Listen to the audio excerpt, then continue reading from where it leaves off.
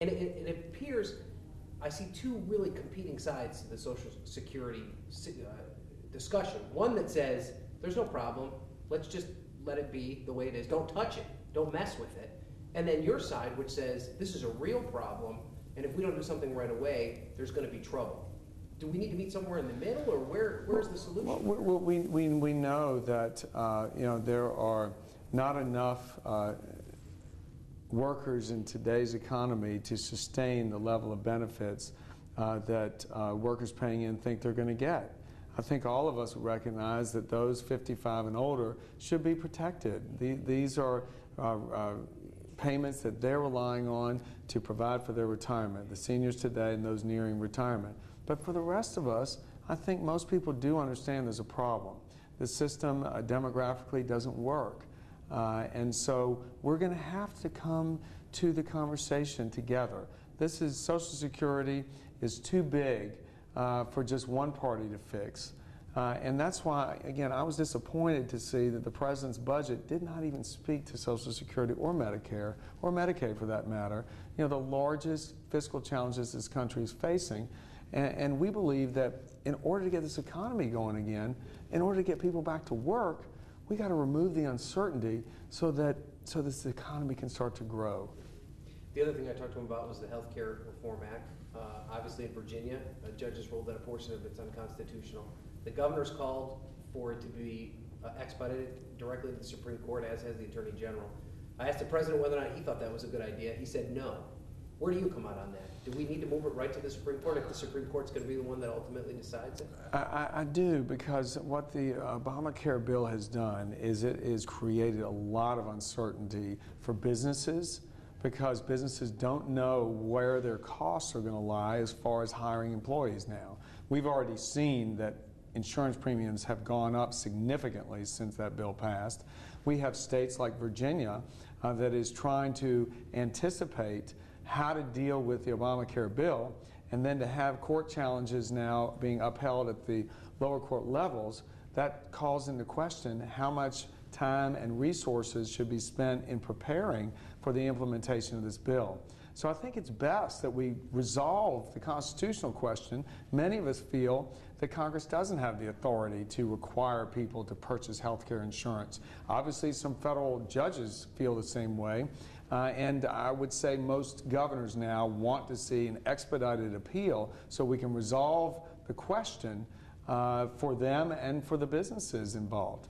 Obviously, Ryan, I want to repeal the bill. I think it is something that is detrimental to the health care and well-being of the people of our country, and it is something that certainly is impeding job growth, which is the #1 concern of most Virginians and most Americans.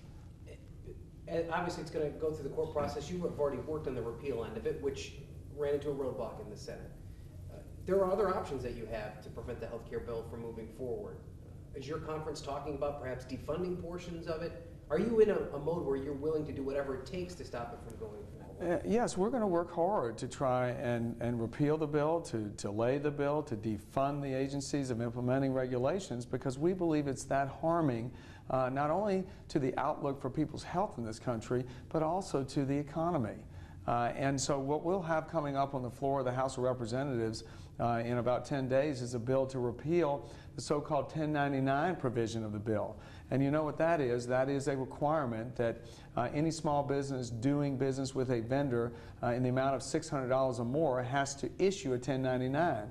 That applies to small and large businesses. So if you have businesses that have thousands of contractors, imagine the burden that is going to place on business, and the paperwork and bureaucracy we're now laying on to businesses without much sense attached to it. We all know how that got into the bill, because there was some scoring mechanism, some need to account for something that wasn't in reality going to produce any benefit.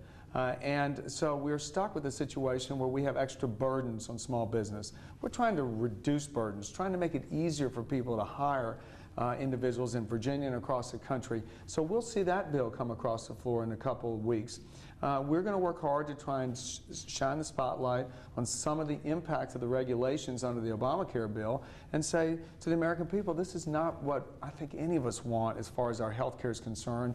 And so we will shine the spotlight on it and work to defund the ability for agencies to promulgate rules under this bill so we can delay its implementation, and hopefully we'll have resolution at the court level and or be able to repeal the bill in its entirety.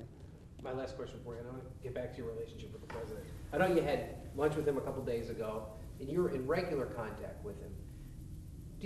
Is what we see, like when I talk to you and when you're on maybe a national news show and when we see the other side of it, I know that there's so much political jockeying that is required to go on in your job. I think most people understand that.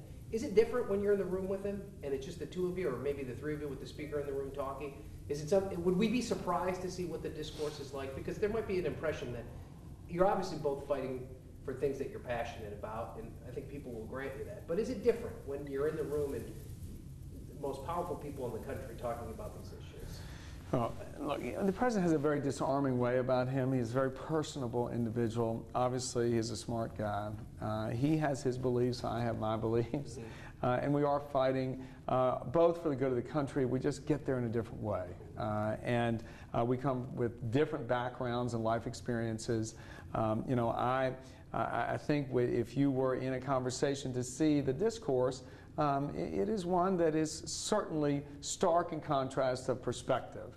I come from a perspective of a small business person who really believes you can't wave a magic wand in Washington and fix these problems, that what we need to do is back government out of a situation that it is, when it aggravates the ability for the private sector to conduct its business and grow jobs.